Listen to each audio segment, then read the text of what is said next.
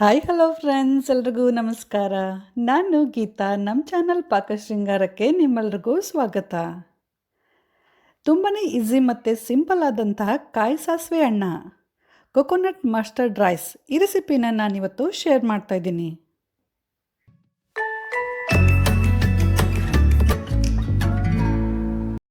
ಈ ರೈಸ್ ಮಾಡಲು ಬೇಕಾಗುವ ಸಾಮಗ್ರಿಗಳು: 1 ಬಟ್ಟಲ್ನಷ್ಟು ಫ್ರೆಶ್ ಕಾಯಿ ತುರಿ, 1-2 ಟೀ ಸ್ಪೂನಷ್ಟು ಸಾಸಿವೆ, 1 ಸ್ಪೂನ್ ಸಾಸಿವೆ ಮಸಾಲೆ ರುಬ್ಬಕ್ಕೆ ಮತ್ತು 1 ಸ್ಪೂನ್ ಸಾಸಿವೆ ಒಗ್ಗರಣೆಗೆ, ಸ್ವಲ್ಪ ಹುಣಸೆ ಹುಳಿ, ನಿಮ್ಗೆ ಎಷ್ಟು ಹುಳಿ ಬೇಕು ರೈಸ್ ಅಂತ ನೋಡಿಕೊಂಡು ಹಾಕ್ಕೋಬೋದು.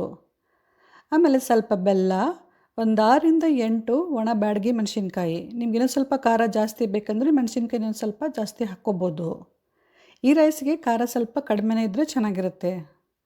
ಆಮೇಲೆ 1 ಟೇಬಲ್ ಸ್ಪೂನಷ್ಟು ಶೇಂಗಾ, 1 ಟೀ ಸ್ಪೂನಷ್ಟು ಉದ್ದಿನಬೇಳೆ, 1 ಟೀ ಸ್ಪೂನಷ್ಟು ಕಡಲೆಬೇಳೆ, 1-2-3 ಟೇಬಲ್ ಸ್ಪೂನಷ್ಟು ಎಣ್ಣೆ, 1/4 ಟೀ ಸ್ಪೂನಷ್ಟು ಇಂಗು, ಸ್ವಲ್ಪ ಕರಿಬೇವು, ರುಚಿಗೆ ತಕ್ಕಷ್ಟು ಉಪ್ಪು, 1 ಟೀ ಸ್ಪೂನಷ್ಟು ಅರಿಶಿನ ಪುಡಿ ಮತ್ತು ವೈಟ್ ರೈಸ್. ನಾನಿಲ್ಲಿ 2-3 ಜನಕ್ಕಾಗುವಷ್ಟು ಅನ್ನನ ಮಾಡಿಟ್ಕೊಂಡಿದ್ದೀನಿ. ಫ್ರೆಶ್ ಆಗಿರುವ ಅನ್ನ ಇದು. ನಿಮ್ಮ ಹತ್ರ ಫ್ರೆಶ್ ಅನ್ನ ಇರಲಿಲ್ಲ ಅಂದರೆ ಬೆಳಗ್ಗೆ ಉಳಿದಿರೋ ಅನ್ನನಿಂದ ಕೂಡ ನೀವು ಈ ರೆಸಿಪಿನ ಮಾಡ್ಬೋದು. ಫಸ್ಟ್ ಇವಾಗ ಒಂದು ಕಡಾಯಿನ ಬಿಸಿ ಮಾಡೋಕ್ಕಿಟ್ಬಿಟ್ಟು ಇದರಲ್ಲಿ ಇವಾಗ ಮೆಣಸಿನ್ಕಾಯಿಗಳನ್ನು ಕಟ್ ಮಾಡಿ ಹಾಕಿ, ಸ್ವಲ್ಪ ಎಣ್ಣೆ ಹಾಕಿಬಿಟ್ಟು ಸಿಮ್ಮಲ್ಲಿ ಮೆಣಸಿನ್ಕಾಯಿನ ಸ್ವಲ್ಪ ಹೊತ್ತು ಚೆನ್ನಾಗಿ ಹುರಿಯಿರಿ.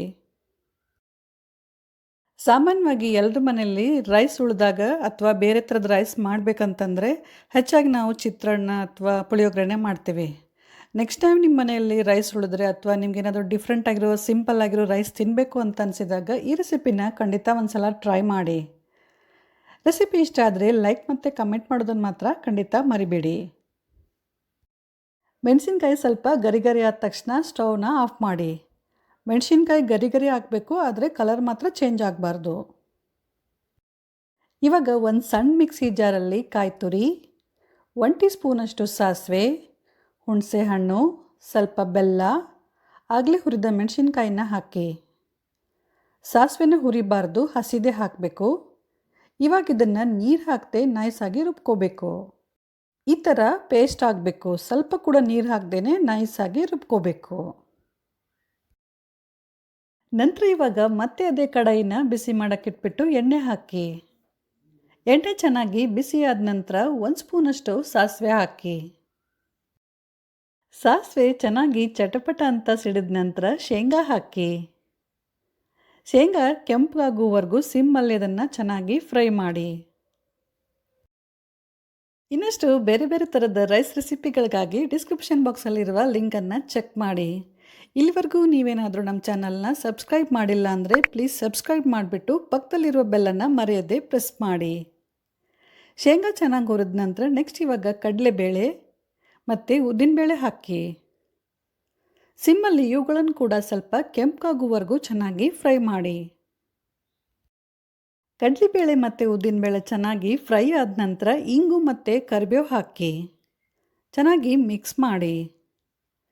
ಆಮೇಲೆ ಆಗಲೇ ರುಬ್ಬಿದ ಮಸಾಲೆ ಮತ್ತು 1 ಟೀ ಸ್ಪೂನಷ್ಟು ಅರಿಶಿನ ಪುಡಿನ ಹಾಕಿ. ಸ್ಪೂನಿಂದ ಲೈಟಾಗಿ ಮಸಾಲೆನ ಪ್ರೆಸ್ ಮಾಡ್ತಾ ಸಿಮ್ಮಲ್ಲಿ ಈ ಮಸಾಲೆನ 1-2 ನಿಮಿಷ ಚೆನ್ನಾಗಿ ಹುರಿಬೇಕು. ಮಸಾಲೆಯಲ್ಲಿ ಗಂಟುಗಳಿದ್ದರೆ ಅದು ಒಡೆಯುತ್ತೆ, ಹಾಗಾಗಿ ಸ್ಪೂನಿಂದ ಸ್ವಲ್ಪ ಪ್ರೆಸ್ ಮಾಡ್ತಾ ಇದನ್ನು ಚೆನ್ನಾಗಿ ಹುರಿಬೇಕು. ಫ್ರೆಂಡ್ಸ್, ಈ ರೈಸಿಗೆ ಕಾಯಿ ತುರಿ ಸ್ವಲ್ಪ ಜಾಸ್ತಿನೇ ಬೇಕಾಗುತ್ತೆ. ನಾವು ಎಷ್ಟು ಜಾಸ್ತಿ ಕಾಯಿ ತುರಿ ಹಾಕ್ತೀವಿ ಅಷ್ಟು ಈ ರೈಸ್ ರುಚಿಯಾಗುತ್ತೆ.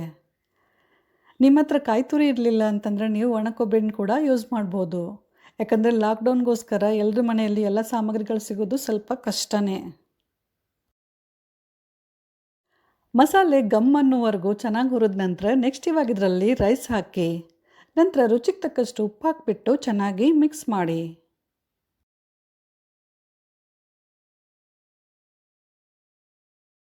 ಚೆನ್ನಾಗಿ ಮಿಕ್ಸ್ ಮಾಡಿದ ನಂತರ ರೈಸ್ನ ಸ್ವಲ್ಪ ಟೇಸ್ಟ್ ಮಾಡಿ ನೋಡಿ. ಉಪ್ಪೇನಾದರೂ ಕಡಿಮೆ ಆಗಿದ್ದರೆ ಇನ್ನೂ ಸ್ವಲ್ಪ ಉಪ್ಪು ಹಾಕಿಬಿಟ್ಟು ಚೆನ್ನಾಗಿ ಮಿಕ್ಸ್ ಮಾಡಿಬಿಟ್ಟು ಗ್ಯಾಸ್ ಆಫ್ ಮಾಡಿ. ಸ್ವಲ್ಪ ಕೊತ್ತಂಬರಿ ಸೊಪ್ಪಿದ್ರೆ ಕಟ್ ಮಾಡಿ ಹಾಕಿ. ನನ್ನ ಹತ್ರ ಇಲ್ಲ, ನಿಮ್ಮ ಹತ್ರ ಇದ್ದರೆ ಸ್ವಲ್ಪ ಕೊತ್ತಂಬರಿ ಸೊಪ್ಪನ್ನು ಕಟ್ ಮಾಡಿ ಹಾಕಿದರೆ ತುಂಬಾ ರುಚಿಯಾಗುತ್ತೆ. ಇವಾಗ ಬಿಸಿ ಬಿಸಿಯಾದ ರುಚಿಯಾದ ಕಾಯಿ ಸಾಸಿವೆ ಅನ್ನ ರೆಡಿ. ಈ ರೈಸ್ ರೆಸಿಪಿ ನಿಮ್ಮೆಲ್ರಿಗೂ ಇಷ್ಟ ಆಗಿದೆ ಅಂತ ಅಂದ್ಕೊಂಡಿದ್ದೀನಿ. ಇಷ್ಟ ಆಗಿದ್ದರೆ ಲೈಕ್, ಶೇರ್ ಮತ್ತು ಕಮೆಂಟ್ ಮಾಡೋದನ್ನು ಮಾತ್ರ ಖಂಡಿತ ಮರಿಬೇಡಿ. ಇನ್ನಷ್ಟು ಇದೇ ರೀತಿಯ ಈಸಿ ಮತ್ತು ಉತ್ತರ ಕರ್ನಾಟಕದ ಟ್ರೆಡಿಷನಲ್ ರೆಸಿಪಿಗಳಿಗಾಗಿ ನಮ್ಮ ಚಾನಲ್ ಪಾಕಶೃಂಗಾರನ್ನು ಪ್ಲೀಸ್ ಸಬ್ಸ್ಕ್ರೈಬ್ ಮಾಡಿ. Thank you.